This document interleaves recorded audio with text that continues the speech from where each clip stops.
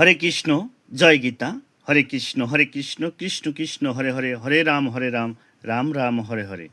ইতিমধ্যে আজকের লাইভটি অবশ্যই আপনারা জেনে থাকবেন যে আপনার আজকের লাইভটি কিস জন্য।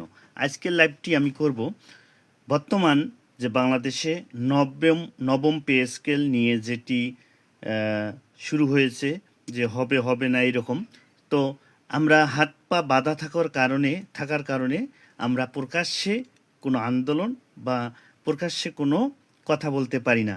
আমাদের এই বাধ্যবাধকতার কারণে আমি আজকে ভগবানের কাছে, সৃষ্টিকর্তার কাছে এই গ্রেজেট যেন প্রকাশ হয় এবং নবম পে স্কেল যে বাস্তবায়ন হয়, এই জন্য আমি আজকে শ্রীমদ্ ভগবদ গীতা পাঠ করে ভগবানের কাছে প্রত্যাশা করব যেন যারা এই কমিশনে আছেন, যারা এই ক্ষমতায় আছেন, তাদের মনে যেন সুবুদ্ধি, তাদের মনে যেন বিবেক জ্ঞানের উদয় হয়, তাদের মনে যেন জ্ঞান জাগ্রত হয়, যেন তারা বুঝতে পারে যে এই যে 22 লক্ষ কর্মকর্তাদের আসলে এই এই নবম পে স্কেলটা দরকার।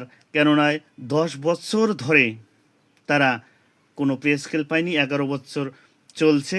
সুতরাং এই সুবুদ্ধি, এই ধরনের বিবেক যেন তাদের জাগ্রত হয়, এই তাদের বিবেককে জাগ্রত করার জন্য, তাদের সুবুদ্ধিকে ধারণ করার জন্য আমার আজকের লাইভ গীতা পাঠ। তো আমি আজকে সংক্ষিপ্ত সময়ে একটি অধ্যায় পাঠ করব।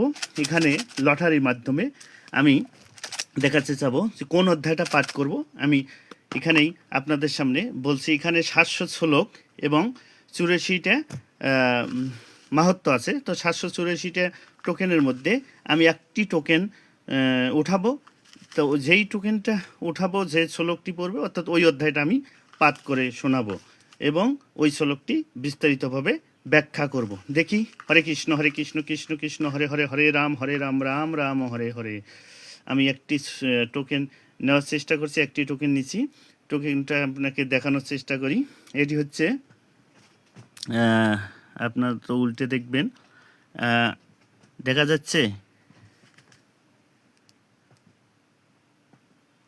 উল্টে হচ্ছে নাকি? 18-র 46 নম্বরটা শ্লোক। হয়তো আপনাদের এখানে উল্টে দেখা যাচ্ছে। তো 18 অধ্যায়, অর্থাৎ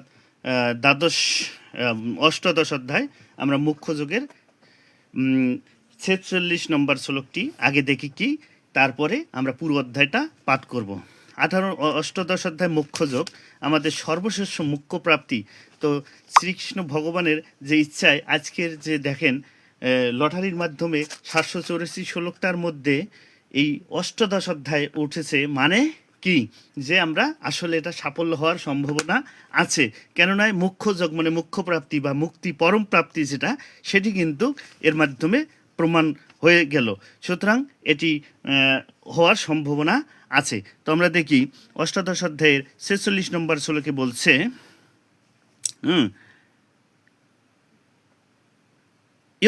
ইয়ত্তো প্রতিভূতানাম ইয়ন সর্বমিদম ততম সকর্মা তমভ্যর্চ সিদ্ধিম বিন্দতি মানবা। অর্থাৎ এই শ্লোক দিয়ে বলছেন, যাহার ইচ্ছায় মানুষের সকল কর্মে প্রেরণা হয়, যিনি সর্বব্যাপ্ত আছেন, তাহার অর্চনা করিলে সর্বসিদ্ধি কামনা হয়।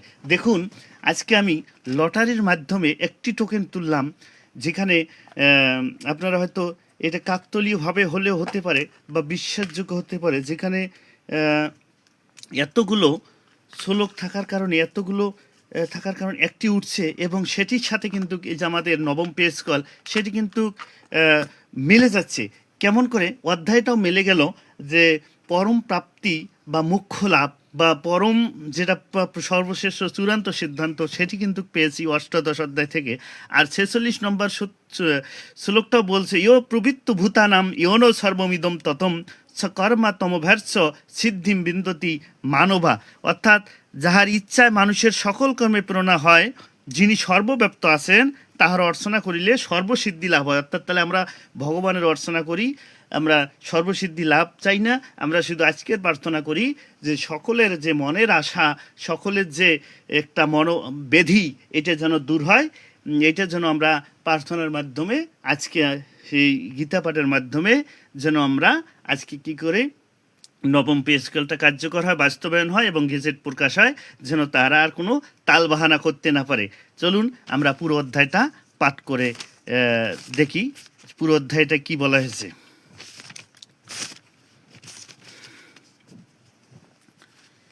অথ, আমি এখন নিয়মতান্ত্রিকভাবে পড়ে যাচ্ছি। হ্যাঁ, হরে কৃষ্ণ। ওম শ্রীকৃষ্ণ পরমাত্মনে নমঃ। ওম নমো ভগবতে বাসুদেবায়। ওম নমো ভগবতে বাসুদেবায়। ওম নমো ভগবতে বাসুদেবায়। অথ শ্রীমদ্ভগবদ্গীতা পাঠ অষ্টাদশোধ্যায় মুখ্যযোগঃ।